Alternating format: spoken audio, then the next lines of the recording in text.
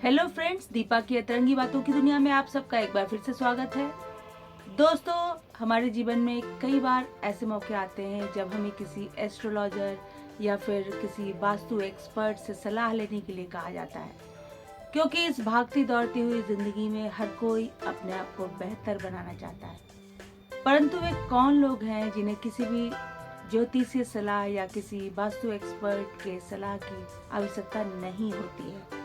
आज इसी संदर्भ में मैं आपको एक कहानी सुनाऊंगी। ये कहानी है शहर के जाने माने उन दो रईस भाइयों की जिन्होंने अपने अपने फार्म हाउस खरीदे थे।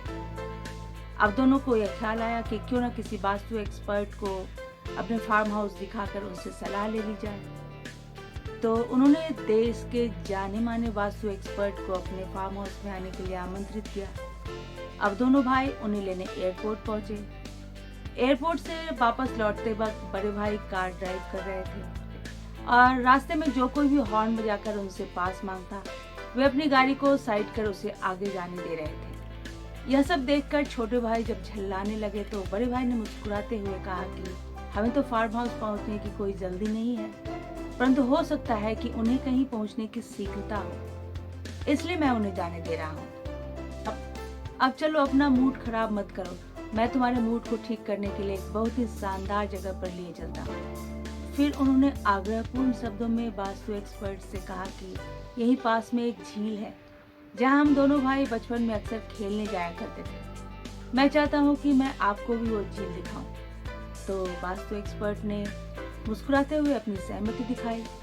अब उनकी गाड़ी हाईवे से उतरकर नीचे पगडंडियों पर चल रही थी, परंतु छोटे भाई की झल्लाहट उस वक्त तब और बढ़ गई जब उसने देखा कि सामने पगडंडी पर एक बूढ़ी महिला धीरे धीरे चली जा रही है। तो उन्होंने बड़े भाई से कहा कि हॉर्न बजाकर उसे साइड हटने के लिए कहिए। तो बड़े भाई ने बड़े ही शांत भाव से कहा कि वो साइड हटकर भला जाएगी भी कहाँ? यह रास्ता इतना सकरा है कि हमें तो अब उसके पीछे पीछे ही चलना होगा। वैसे भी हमें झील तक पहुंचने की कोई जल्दी है नहीं, आराम से बातें करते हुए धीरे धीरे पहुंचेंगे। यह सब सुनकर छोटे भाई के क्रोध का ठिकाना न रहा। झील के पास पहुंचकर उन्होंने ड्राइवर को फोन करके अपने लिए एक दूसरी गाड़ी मंगवाई और अपने फार्म हाउस चले गए। अब बड़े भाई वास्तु एक्सपर्ट को अपनी गाड़ी में लेकर अपने फार्म हाउस पहुंचने ही वाले थे कि अचानक उन्होंने गाड़ी रोक दिया। तब वास्तु एक्सपर्ट ने पूछा कि क्या हम अपने गंतव्य पर पहुंच गए? तब बड़े ही खामोशी के साथ मुस्कुराते हुए बड़े भाई ने सामने की ओर इशारा किया।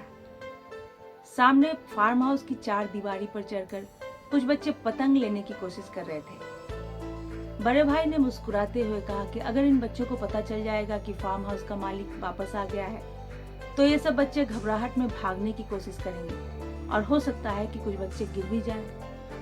इस तरह से दोस्तों के साथ खेलना कूदना, चार दीवारी पर चढ़ना, यही तो इनके बचपन की खूबसूरती है और मैं इनके खूबसूरत पलों को छीनना नहीं चाहता। आखिरकार मैंने भी तो अपना फार्म हाउस अपने परिवार के साथ अपने जीवन को खूबसूरती से जीने के लिए ही लिया है। तो अगर मैं अपने जीवन को खूबसूरती से जीना चाहता हूँ, तो मैं भला इन बच्चों के जीवन के खूबसूरत पलों को कैसे छीन सकता हूँ?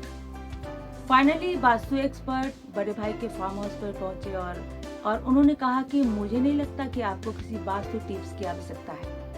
इसकी आवश्यकता तो आपके छोटे भाई को है। तो मुझे लगता है कि मुझे फौरन उनके फार्म हाउस पर जाना चाहिए। अब बड़े भाई ने उत्सुकता बस इसका कारण जानना चाहा। तब वास्तु एक्सपर्ट ने मुस्कुराते हुए कहा कि जो इंसान आपकी तरह धैर्यवान और सच्चे हृदय वाला है, मुझे नहीं लगता कि उसे किसी ज्योतिषीय सलाह या वास्तु टिप्स की आवश्यकता होगी, क्योंकि यह ब्रह्मांड का नियम है कि हम जो कुछ भी देते हैं उसी का 1000 गुना वापस पाते भी हैं। बुरी से बुरी ग्रह दशाएं और बुरे से बुरा वास्तु भी आपका कुछ नहीं बिगाड़ सकता। मुझे लगता है कि आपने पैसों के साथ साथ दुआएं भी बहुत कमाई हैं और दुआओं से बड़ा रक्षा कवच तो कुछ हो ही नहीं सकता। तो मुझे नहीं लगता कि आपको किसी ज्योतिषीय सलाह या किसी वास्तु टिप की आवश्यकता है। जीवन में जिस प्रकार अच्छी परिस्थितियां आती हैं, उसी प्रकार बुरी परिस्थितियां भी आ सकती हैं, परंतु बुरी परिस्थितियों में हमारे साथ बुरा होगा या नहीं, यह निर्भर करता है हमारे अपने कर्मों पर। अगर हमारे कर्म अच्छे हैं, हमारी सोच अच्छी है, तो बुरी से बुरी परिस्थितियाँ भी हमारा कुछ नहीं बिगाड़ सकती। इसलिए दोस्तों अच्छे कर्म करते रहिए, दुआएँ कमाते रहिए, तो जीवन में सब कुछ भला होता रहेगा। ऐसे ही कुछ अन्य तरह की बातों के साथ मैं फिर से हाजिर होंगी, तब तक के लिए बाय बाय।